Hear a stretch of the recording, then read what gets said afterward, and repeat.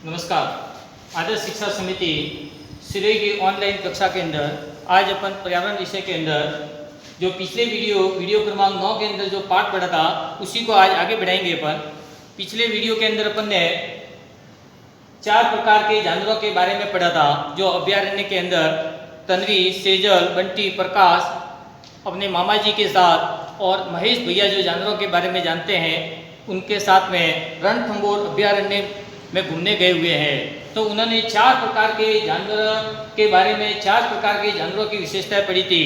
जो पहला था चिंकारे, जो राजस्थान का अपने राज्य पशु है। फिर नील गाय के बारे में पढ़ा था जो हिरण और गाय जैसा दिखता है। फिर बंदरों के बारे में देखा था उन्होंने और जंगली सुअर। ये 4 जानवर उन्होंने देखे थे और उनकी विशेषताएं भी पढ़ी थी की विशेषताएं। फिर जंगल के अंदर अभ्यारण्य में और जंगल में जो जानवर होते हैं वो क्या क्या खेल खेलते हैं, क्या क्या खेल करते हैं, उसके बारे में एक छोटी सी कविता भी पढ़ी थी। आज अपन इसी पाठ को आगे बढ़ाते हुए आज पढ़ने वाले हैं और उसके अंदर पहला है वो है बाघ दर्शन। सभी बच्चों के बाघ को देखने की इच्छा थी कि बाघ को देखा जाए। बाघ अभ्यारण्य के अंदर बाघ देखने की इच्छा थी। तो बंटी ने कहा कि महेश भैया हमें बाघ कब नजर आएगा। उतावले हो रहे थे बाघ देखने के लिए कि महेश भैया हमें बाघ कब नजर आएगा। तो महेश भैया ने कहा कि आगे एक तालाब है अभ्यारण्य के अंदर। मैंने पिछले वीडियो में आपको बताया था कि अभ्यारण्य में सारी व्यवस्थाएं ऐसे ही रहती है जैसे जंगल में रहती है।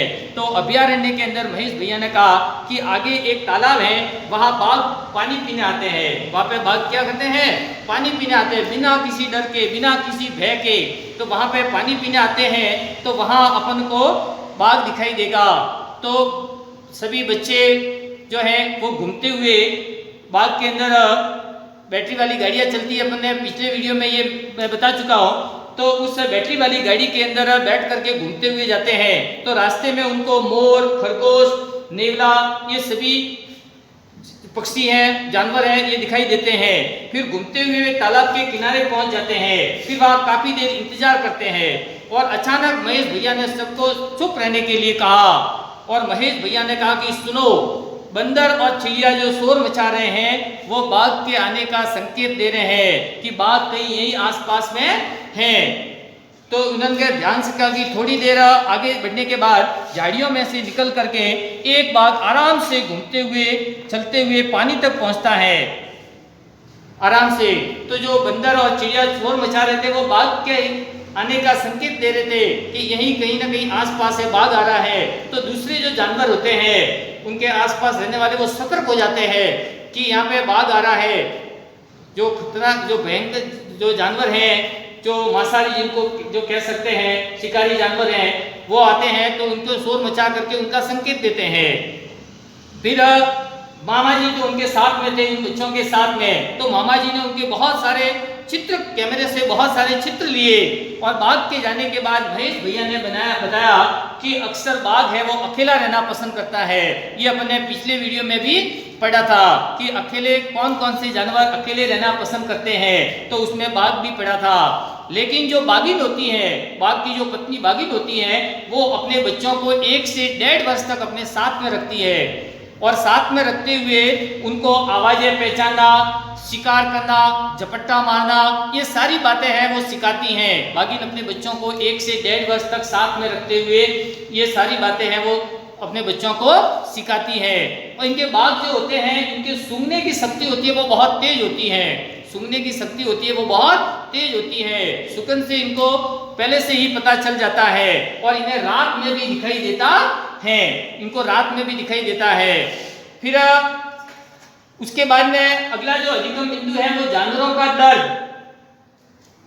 तो महेश भैया ने जो सेजल थी उसने बताया कि मैंने चिड़ियाघर में भी बाघ तो देखे हैं, लेकिन आज अभ्यारण्य के अंदर खुले घूमते हुए जो बाघ देखा उसका आनंद अलग ही था, रोमांस उसका अलग ही था। तो प्रकाश ने कहा हाँ, बेचारे जो चीतल होते हैं वो चिड़ियाघर में कहाँ कुलाचे भर पाते हैं, वो कुलाचे से भी नहीं भर पाते हैं, यानी उछल कूद भी नहीं करते हैं। पिंजरे में कोई जानवर है और उछल कूद करेगा तो उसके पिंजरे में जो शाखें हैं वो लगेगी, तो उससे उनको रोमांस नहीं होता है। तो महेश भैया ने कहा कि बंद पिंजरे में उन्हें आज़ादी कहा।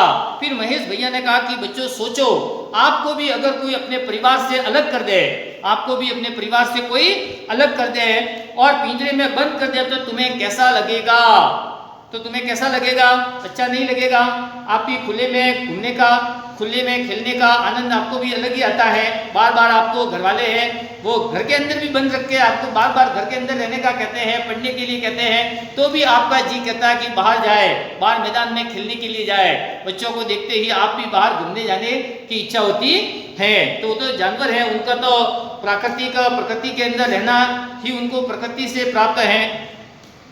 तो आज इसलिए महेश भैया ने कहा कि अब लोग हैं वो समझने लगे हैं कि उनको अपने प्राकृतिक पर्यावरण में ही, प्राकृतिक जो परिवेश है पर्यावरण में ही रखने के पक्ष में हमें भी जानवरों के दर्द को समझना चाहिए कि जानवरों का क्या क्या दर्द है, वो जानवरों का दर्द हमको भी समझना चाहिए। फिर इसके अंदर प्रश्न बनेंगे, कुछ प्रश्न आपको कक्षा कार्य में करने हैं और कुछ प्रश्न गृह कार्य में करने हैं जो पीडीएफ के माध्यम से मिल जाएंगे, फिर भी यहाँ पे बताए जा रहे हैं। जैसे प्रश्न है, अभयारण्य में बैटरी वाली गाड़ी ही क्यों चलाते हैं? तो ये गाड़ियां न तो धुआं करती है, ये गाड़ियां क्यों चलाई जाती है? क्योंकि ये गाड़ियां न तो धुआं करती हैं और न शोर करती है। इनसे अभयारण्य के प्राकृतिक परिवेश में खलल नहीं पड़ता है, इससे अभयारण्य के प्राकृतिक परिवेश में कोई खलल नहीं पड़ता है। फिर अगला प्रश्न बनेगा कि बाघ को देखकर बंदर व चिड़िया शोर क्यों मचाते हैं? जो अभी अपन ने पढ़ा, तो ये क्यों शोर मचाते हैं? क्योंकि अन्य जानवरों को बाघ के आने का संकेत देकर उन्हें सतर्क करते हैं। जो ये बच्चे और महेश भैया मामा जी के साथ में जो बाघ को देखने गए थे, तो इन्होंने शोर मचाया, तो ये भी एक बार सतर्क हो गए कि यहीं कहीं ना कहीं आसपास बाघ है। जो जानवरों के बारे में, वहाँ अभयारण्य के बारे में महेश भैया जानते थे, तो उनके शोर को सुन करके उनको पता चल गया कि यहीं कहीं आसपास बाघ है, तो सतर्क हो गए। फिर अगला प्रश्न है कि बाघिन अपने बच्चों को कितने समय तक अपने साथ रखती है? तो इसका उत्तर है कि बाघिन अपने बच्चों को 1 से 1.5 वर्ष तक अपने साथ रखती है। कितने वर्ष तक एक साथ रखती है? 1 से 1.5 वर्ष तक। ऐसे और भी प्रश्न बनेंगे कि आपने किन किन जानवरों को शोर मचाकर संदेश देते देखा है? तो अभी चिड़िया, बंदर, इनके बारे में तो पढ़े ही है। इसके अलावा भी जैसे कुत्ते होते हैं, कोई भी ऐसे अनजान व्यक्ति आता है तो कुत्ते भौंकते हैं कि नहीं भौंकते, शोर मचाते हैं। तो ऐसे बहुत सारे और भी जानवर हो सकते हैं। फिर बाघिन के बच्चे अपनी माँ से क्या क्या बातें सीखते होंगे? ये गृह कार्य में करना है आपको। तो बाघिन के बच्चे अपनी माँ से क्या क्या बातें सीखते होंगे? जो अभी अपन ने पढ़ा, आवाजें पहचानना, शिकार करना, झपट्टा मारना, ये सारी बातें हैं वो बाघिन अपने बच्चों को सिखाती हैं। फिर आगे प्रश्न बनेगा कि आप किन किन जानवरों के बच्चों को, आपने किन किन जानवरों के बच्चों को उनकी माँ के साथ देखा है? जैसे अभी एक तो बाघिन के बारे में पढ़ा कि बाघिन अपने बच्चों को 1 से 1.5 वर्ष तक। फिर बंदरों के बारे में, बंदर होते हैं, बंदर अपने बच्चों को साथ में रखते हैं। गाय हैं, तो ऐसे बहुत सारे जानवर हैं जो अपने साथ में रखते हैं। कुत्ते हैं। फिर आगे प्रश्न है, अगला जो प्रश्न गृह कार्य में कि हम जानवरों की क्या मदद कर सकते हैं? तो जानवरों की दर्द को समझते हुए हम जानवरों की क्या मदद कर सकते हैं? तो जानवरों की मदद है कि हम जंगलों को नहीं काटे। उनका जो प्राकृतिक परिवेश है, जो प्राकृतिक पेड़ पौधे जो हैं, जंगल हैं, वो उनके आवास है, उनके घर हैं। तो जंगलों को हमको नहीं काटना है। जंगलों को नहीं काट करके, पेड़ों को बचा करके हम उनकी मदद कर सकते हैं। और भी कोई जानवर ऐसी शहर के अंदर, गांव के अंदर आ जाता है, तो वन अधिकारियों को बुला करके उनको उनको सही स्थान पर वापस पहुंचाया जा सकता है। उनको मारे नहीं या उनको पिंजरे के अंदर बंद नहीं करे, ये अपन उनकी मदद कर सकते हैं। फिर अगर हम जंगलों को काट कर कम करते जाएंगे तो बाघ, चीते जैसे जानवर कहाँ जाएंगे? तो ये जानवर धीरे धीरे क्या हो जाएंगे? समाप्त हो जाएंगे। जब जंगल ही नहीं बचेंगे, तो जंगल नहीं बचेंगे तो ये जानवर, फिर जैसे अभी अपने यहाँ माउंट आबू पास में है, तो धीरे धीरे जंगल जो कम होते जा रहे हैं, तो अब भालू और भालू के जो बच्चे होते हैं वो शहर के अंदर आने लग गए हैं। और शहर के अंदर आते हैं तो लोग क्या करते हैं? शोर मचाते हैं, या फिर अपनी जान बचाने के लिए फिर उनको मारना पड़ता है या मारते भी है। तो धीरे धीरे ये क्या हो जाएंगे? समाप्त हो जाएंगे। इनके रहने का स्थान ही नहीं रहेगा। तो ये फिर समाप्त हो जाएंगे।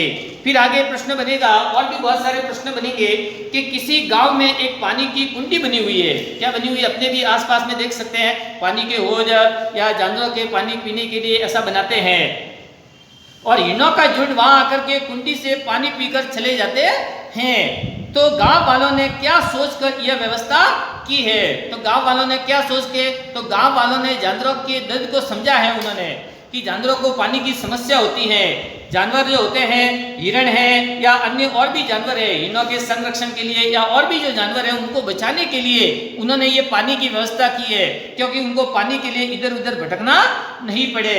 फिर अगला प्रश्न बनेगा कि यदि भालू का एक बच्चा आपके शहर या गांव में आ जाए तो आप क्या करेंगे? तो आपको क्या करना है?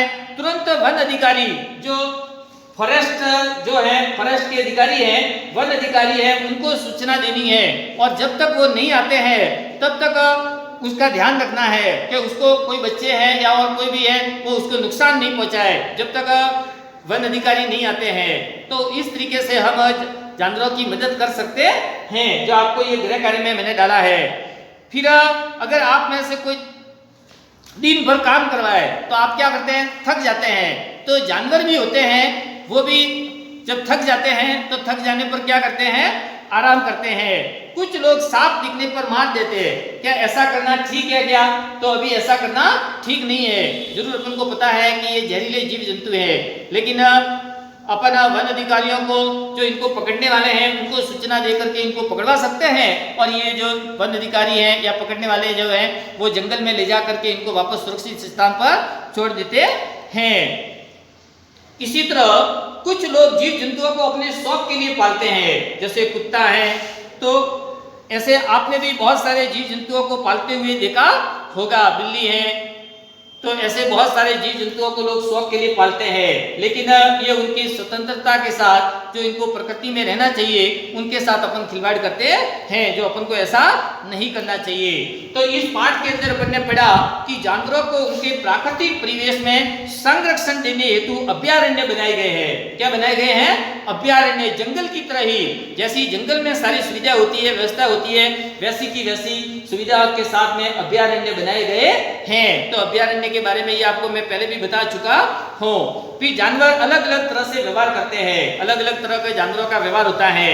कुछ जानवर झुंड में तो कुछ जानवर अकेले रहना पसंद करते हैं, जो अपन ये पिछले वीडियो में पढ़ चुके हैं। हमें जानवरों को परेशान नहीं करना चाहिए और उनकी मदद करनी चाहिए। उनका सही विकास उनके प्राकृतिक परिवेश में ही हो सकता है, ये हम सबको पता होना चाहिए। जानवर उनके प्राकृतिक परिवेश में ही खुश क्यों रहते हैं? तो प्राकृतिक परिवेश में ही खुश क्यों रहते हैं? क्योंकि प्राकृतिक परिवेश में वो स्वतंत्रता महसूस करते हैं, अपने आप को स्वतंत्र महसूस करते हैं। उन्हें किसी प्रकार का भय, किसी प्रकार का डर नहीं रहता है।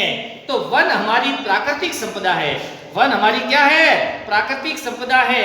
इनका संरक्षण हमारा नैतिक दायित्व है। पेड़ों को भी बचाना है और जंगली जानवर या जितने भी और भी जानवर हैं उन सभी जानवरों को भी बचाना है।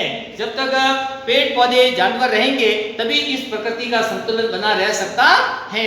इस पाठ के अंदर हम सब ने ये जो बातें पढ़ी हैं वो हमारे व्यवहारिक जीवन में भी आनी चाहिए कि हम इन जीव जंतुओं के बारे में, प्रकार पेड़ पौधों के बारे में, पर्यावरण को बचाने के लिए अपन क्या क्या कर सकते हैं, जितना अपन से हो सकता है उतना करना चाहिए। और अपने आसपास जो भी लोग रहते हैं वो भी यदि ऐसा कोई करते हैं तो उनको भी अपन समझा करके, जागरूक करके उनको बता सकते हैं। इस बारे में अपन को इस पाठ के अंदर पढ़ा है।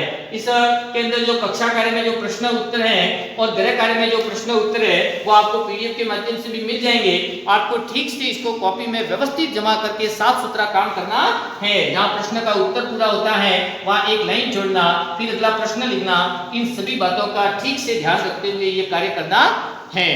मुझे उम्मीद है कि आपको इस पाठ के अंदर जितनी सारी बातें बताई गई है वो ठीक से समझ में आ गई होगी और अपने जीवन में भी इन सब बातों को उतारना है।